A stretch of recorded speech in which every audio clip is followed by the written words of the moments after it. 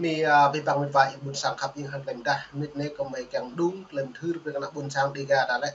đừng được buồn mặc buồn cung lên không bua và đừng có mà đáng còn sản Việt Nam lại cái pet mang lại tiếp nuôi buồn sáng mang lấy mạ hàng lại cái càng lập trận núi do nên mình vả tạo bộ này đấy trình này chú mình thứ đấy vi bằng qua này trình từ mông này hàng lần bây giờ cha đi cớ lại càng nặng buồn sao đã buộc lại tung plum bằng rock lại tiếp dọn rằng bỏ cái dù nó nữa có đặt lại dọn bẹ mình vả còn lần thứ được bằng rock đã buồn sao đi cả đã buộc cọ như chi người đứng đầu cơ quan nhân quyền của Liên Hợp Quốc hôm ngày 9 tháng 11 vừa qua lên tiếng chỉ trích việc chính quyền quốc gia Việt Nam bóp nghẹt các quyền tự do cơ bản trong đó nếu đích danh chính quyền Việt Nam đàn áp dưới hoạt động tôn giáo người thường ở Tây Nguyên. Trong phát biểu khai mạc phiên họp lần thứ 57 của Hội đồng Nhân quyền tại trụ sở của Liên Hợp Quốc tại Geneva, Thụy Sĩ, rất nhiều quốc gia lên án vi phạm của bộ luật này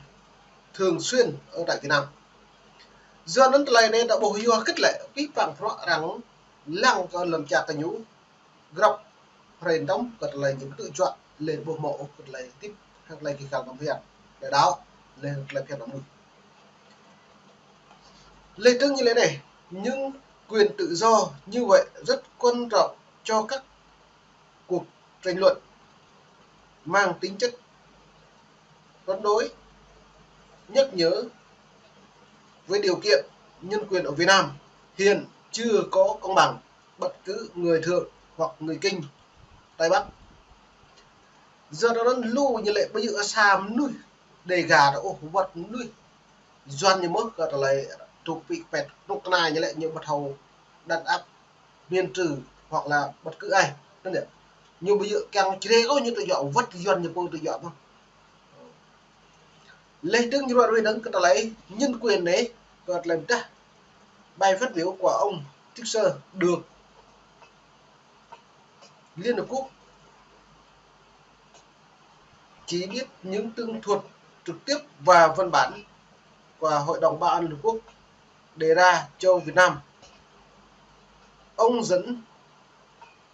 Bộ Ngoại giao Việt Nam phát biểu trước Hội đồng Bảo an Liên Hợp Quốc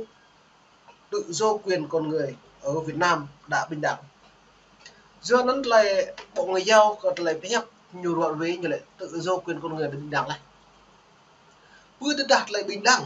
hàng lại như dần ở giao bình đẳng lại ta lại tâm tự nhưng bạn lại tâm tự vừa được đặt lại tâm tự cứ thêm plan thêm thôn ra màu video nó đã kỳ đi là lại chính rằng xác nhận các độ mạng lại rằng gần trôn dari nhà nếu xem lòng nước buồn sang đây gà đã vật cơ bình dần như nó dần như lại cả đáng như áo bốn 406 vô luôn rồi mà rõ lên từng xem em vô nó hiếm bạn như bột lên mà bữa nào buồn sang đây gà là cái xem lòng bị bộ đáo lên vào nước nhiệt độ cự ở đây vừa đã bình nuôi độ cự này là đoạn màu rút mọi nàn này vừa nó đồng tuổi nào với ta như lệ ôm bên này là xong một lần chẳng như nhà nước bớt lấy so nhưng tôi nhận tương là so nạ buồn sạc đầy gà lại như tướng phá rối an ninh này che rẻ đoàn kết này mua nó rằng vì giải thích phá rối hiếm bại nhật là phá rối che rẻ hiếm bảy nhưng một học toàn mà như được làm mà lên tự do tôn giáo bộ màu bình đẳng trước pháp luật nữa tôn giáo lại bộ màu bình đẳng không pháp luật là pháp luật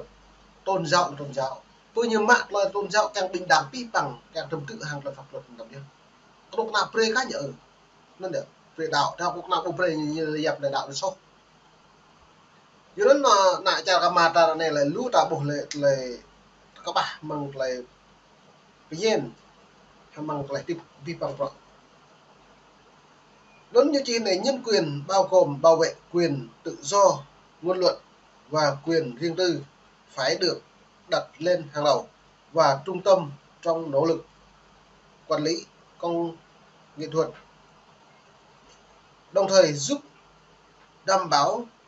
nhân quyền tuyệt đối những người thượng ở Tây Nguyên nó ta bỏ lờ rip lại phải hép lên tầng lại ta do cất nhảy zoom của bạn cũng nước Tây Nguyên này nó đặt rằng tổng thống Donald Trump như dạ phạm đây làm mong niệm năm lơ xa plan xa thôn tua bảo tôi mà ta buộc cái nhầm ta những bạn thì lại cho nên lại tung lùm ra này đừng như BBC News gật lại rõ về gật lại cái cả lăn sóng mới đàn áp tiếng nói bất động khi Việt Nam lại muốn có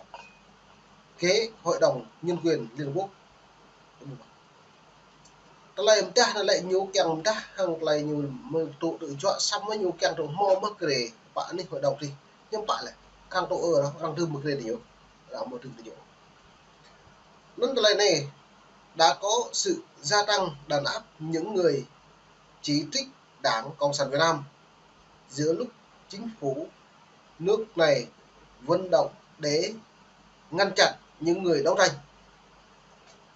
Dù ta hiếm bảy ta buộc vi phạm rõ một ngày một rơi ốm nước lên một tương đi hàng lấy cái cả. Dù ta lấy cái cao đấy màu đi bia, dù lấy cái cao đấy màu trà dập trà tí mút mà còn đi bia. Sắp đối với Đảng Cộng sản Việt Nam những kéo.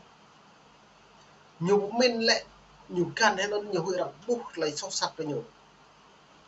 Xong bây giờ lấy như can ô đọc buộc lấy sâu sạch để đọc buộc lòng nó lại việc vậy. Nó có mấy chỗ này này một vì ở tại như thế này BBC News lên tiếng về chỉ trích Đảng Cộng sản Việt Nam. Hiện tại những Đảng Cộng sản Việt Nam